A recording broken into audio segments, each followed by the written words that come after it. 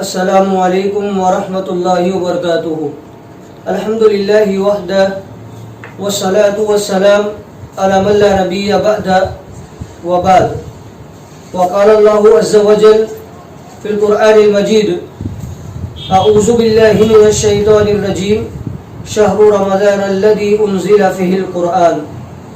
محترم اور مکرم ناظرین کرام، اسلامک ریسرچ اور ایجوکیشن سینٹر کی جانب سے دروس رمضان کا جو سلسلہ آج سے شروع ہونے جا رہا ہے، اس کی پہلی کڑی میں مجھے آپ کے سامنے جس عنوان پر گفتگو کرنا ہے وہ عنوان ہے استقبال رمضان.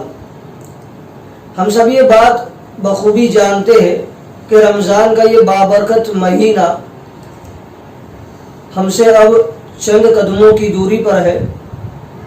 اسی رمضان کے مسائل یا رمضان کی اہمیت یا اس ماہ رمضان کی فضیلت کو بتانے کے لیے اللہ رب العالمین نے قرآن مجید میں سورہ بقرہ میں آیت نمبر 183 سے لے کر 186 میں ان تمام باتوں کا تذکرہ کیا ہے، جہاں اللہ رب العالمین نے یہ بات بھی بیان فرمائی کہ یا ایھا الذین آمنوا کتب علیکم الصیام کما کتب علی الذین من قبلکم لعلکم تتقون. کہ اے ایمان والو، ہم نے تمہارے اوپر روزوں کو فرض کیا ہے جیسا کہ اس سے پہلے کی امتوں پر بھی ہم نے روزوں کو فرض کیا تھا. لعلکم تتقون، یہ اس لیے کیے گئے تاکہ تم متقی بن جاؤ، پرہیزگار بن جاؤ.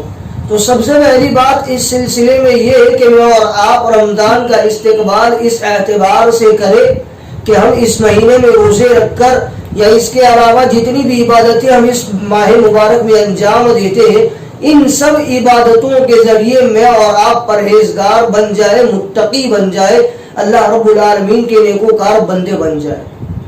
جہاں تک بات نبی کریم صلی اللہ علیہ وسلم کی ہے تو آپ صلی اللہ علیہ وسلم کا معمول یہ تھا کہ نبی کریم صلی اللہ علیہ وسلم صحابہ کرام کو اس ماہ مبارک کی خوشخبری دیا کرتے تھے. جب یہ مہینہ آتا تھا اللہ کے نبی صلی اللہ علیہ وسلم صحابہ کرام کے سامنے یہ بات بیان فرمایا کرتے تھے، اتاکم رمضان، اتاکم رمضان شہر مبارک. کہتے کہ لوگوں، رمضان کا مہینہ تمہارے پاس آ چکا ہے، شہر مبارک وہ مہینہ تمہارے پاس آ چکا ہے جو کہ ایک بابرکت مہینہ ہے.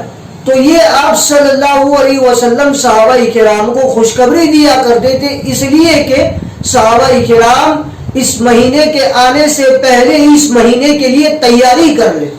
تو یہ آپ صلی اللہ علیہ وسلم کا طریقہ تھا. اسی لیے یہی وجہ ہے کہ رمضان کا مہینہ جب بھی آتا ہے، اہل ایمان کے دل میں، ایک مومن کے دل میں خوشی کی لہر ہوتی ہے کہ اب وہ بابرکت مہینہ آنے والا ہے کہ جس میں ہمیں طرح طرح کی عبادتوں کا کرنے کا موقع ملے گا. مومن خوش ہوتا ہے، اور مومن کیوں نہ خوش ہو؟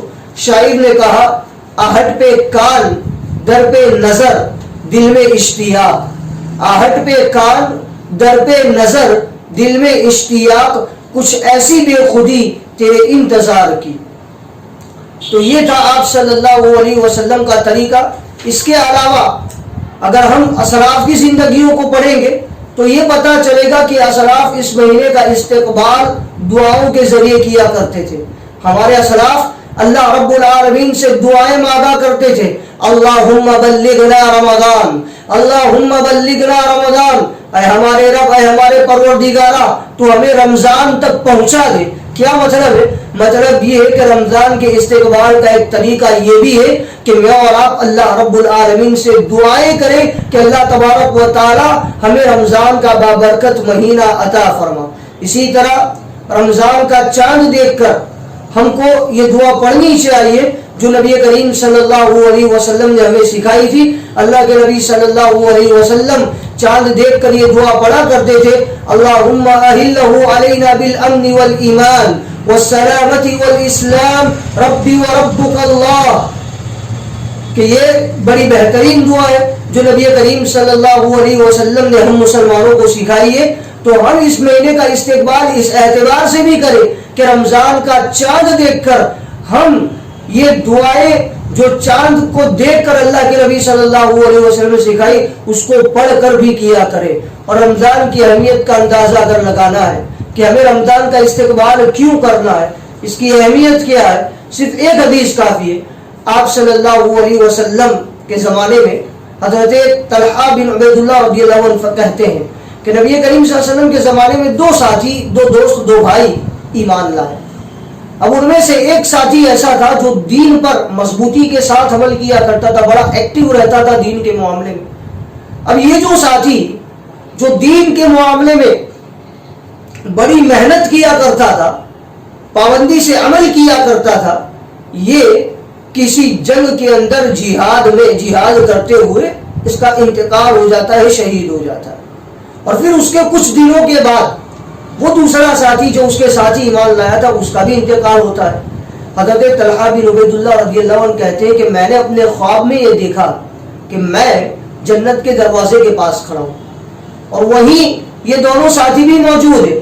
اب جنت کے دروازے سے ایک فرشتہ باہر آتا ہے اور وہ ساتھی جو بعد میں مرا تھا, جو دین کے معاملے میں اتنا زیادہ ایکٹیو نہیں تھا, اس کو پہلے جنت میں لے کر گیا. پھر اس کے بعد واپس باہر آیا وہ فرشتہ, پھر وہ دوسرا ساتھی جو دین کے معاملے میں بڑا ایکٹیو تھا, بہت اچھے طریقے سے عمل کیا کرتا تھا, اس کو لے کر گیا اور مجھ سے یہ کہا کہ ابھی تمہارا نمبر نہیں آیا ہے, اس لیے تم یہیں پر انتظار کرو. سارے لوگوں کے سامنے جب یہ بات آئی, لوگوں نے تعجب کیا. اللہ کے نبی صلی اللہ علیہ وسلم کے پاس جب یہ بات آئی تو اللہ کے نبی صلی اللہ علیہ وسلم نے لوگوں سے کہا کہ تم تعجب کس بات پر کر رہے ہو؟ کیا یہ دو ساتھی میں سے ایک, تم جس کے بارے میں یہ کہہ رہے ہو کہ اس کو پہلے جنت میں داخل کر دیا گیا شہید سے پہلے, جو شہید کا مرتبہ پایا وہ وعدے میں جا رہا ہے, اور جو شہید کا مرتبہ نہیں پایا وہ جنت میں پہلے جا رہا ہے, تم اس بات کو لے کر تعجب کر رہے ہو؟ ذرا مجھے بتاؤ کہ یہ جو ساتھی بعد میں گزرا, کیا وہ اس کے بعد 1 سال اس نے زندگی نہیں گزاری؟ صحابہ کرام نے کہا کہ یا اللہ کے نبی, وہ شہید کے بعد تو 1 سال تک یہ زندہ رہا. پھر اللہ کے نبی صلی اللہ علیہ وسلم نے پوچھا کیا اس نے ان 12 مہینوں میں رمضان کا مہینہ نہیں پایا؟ کہا کہ ہاں اللہ کے نبی, رمضان کا مہینہ بھی پایا. کیا اس نے اس میں عبادتیں نہیں کی, روزے نہیں رکھے؟ صحابہ کرام نے کہا کہ ہاں. اللہ کے نبی صلی اللہ علیہ وسلم نے کہا کہ اسی وجہ سے اس دوسرے انسان کو جو بعد میں انتقال کیا تھا, ایک نارمل موت وہ مرا تھا, نارمل موت آئی تھی, مگر وہ پہلے جنت میں داخل ہو رہا ہے. تو مجھے اور آپ کو اس کا استقبال اس لیے کرنا ہے کہ میں اور آپ اس مہینے میں عبادتیں کر کے رب العالمین کی جنت کے حقدار بن جائے. اس نیت کے ساتھ میں اور آپ اس مہینے کا استقبال کریں. انشاءاللہ اس دروس کی دوسری کڑی آئندہ کل آپ کے سامنے پیش کی جائے گی. رب العالمین سے دعا ہے کہ اللہ رب العالمین کہنے اور سننے سے زیادہ مجھے اور آپ کو دین اسلام پر مکمل طور پر عمل کرنے کی توفیق عطا فرمائے. آمین ثم آمین. وآخر دعوانا الحمد للہ رب العالمین. السلام علیکم ورحمۃ اللہ وبرکاتہ.